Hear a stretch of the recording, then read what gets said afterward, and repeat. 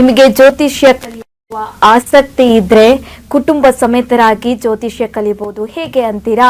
ಗುರುಗಳ ನೇತೃತ್ವದಲ್ಲಿ 11ನೇ ಬ್ಯಾಚ್ ಆರಂಭವಾಗ್ತಾ ಇದೆ.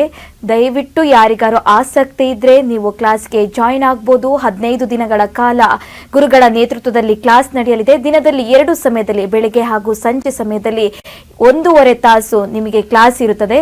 ದಯವಿಟ್ಟು ನಿಮಗೆ ಆಸಕ್ತಿ ಇದ್ರೆ ಜಾಯಿನ್ ಆಗಿ ಅಂತ ಹೇಳ್ತಾ, ಇವತ್ತಿನ ಸಂಚಿಕೆಯಲ್ಲಿ ಜ್ಯೋತಿಷ್ಯದ ಬಗ್ಗೆ ಸಂಪೂರ್ಣವಾಗಿ ಹಾಗೆ ನಕ್ಷತ್ರ ನಾಡಿ ಕ್ಲಾಸ್ ಬಗ್ಗೆ ತಿಳ್ಕೊಳ್ತಾ ಹೋಗೋಣ. ಗುರುಗಳೇ, 111ನೇ ಬ್ಯಾಚ್ ಆರಂಭವಾಗ್ತಿದೆ, ಇದ್ರ ಬಗ್ಗೆ ತಿಳಿಸ್ಕೊಡ್ತಾರೆ. ಯಾವ ವಿಚಾರವನ್ನ ಕಲಿತೀರಾ ಜ್ಯೋತಿಷದಲ್ಲಿ ಅನ್ನೋದು ಮೊದಲು ನಾವು ತಿಳ್ಕೋಬೇಕು. ಮೊದಲು ಭಯವನ್ನ ಬಿಟ್ಬಿಡ್ಬೇಕು. ನಮ್ದೇನು ಎಕ್ಸಾಮ್ ಇರಲ್ಲ ಒಂದು, ಮತ್ತೊಂದು ನಿಮಗೇನೋ ಅಲ್ಲಿ ಕಲೀಲಿಲ್ಲಪ್ಪ ಅಂತಂದರೆ ಅಲ್ಲಿ ನಿಮಗೇನೋ ಸರ್ಟಿಫಿಕೇಷನ್ ಫೇಲ್ ಅಂತ ಏನೂ ಇಲ್ಲ.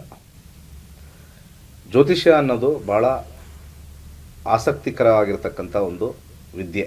ಆಸಕ್ತಿ ಹೆಚ್ಚಾಗುತ್ತೆ. ಎಂಥ ದಡ್ಡನಿಗೂ ಕೂಡ ಭಾಳಷ್ಟು ಆಸಕ್ತಿ ಇರುತ್ತೆ.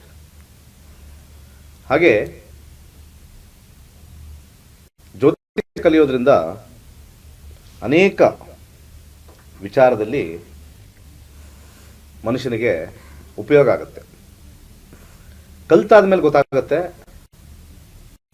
ಜ್ಯೋತಿಷ್ಯದಲ್ಲಿ ಕರ್ಮಫಲ ಎಷ್ಟು ಆಗಿ ವರ್ಕ್ ಆಗುತ್ತೆ ಅಂತ. ಕ್ಲಾಸಸ್ಸಲ್ಲಿ ಏನೇನಿದೆ ಅಂತ ಸಂಕ್ಷಿಪ್ತವಾಗಿ ಹೇಳ್ತೀನಿ. ಮೊಟ್ಟ ಮೊದಲಾಗಿ ಒಂದು ಎಜುಕೇಷನ್ ತಗೊಳ್ಳೋಣ. ಎಜುಕೇಷನ್ ಸಬ್ಜೆಕ್ಟಲ್ಲಿ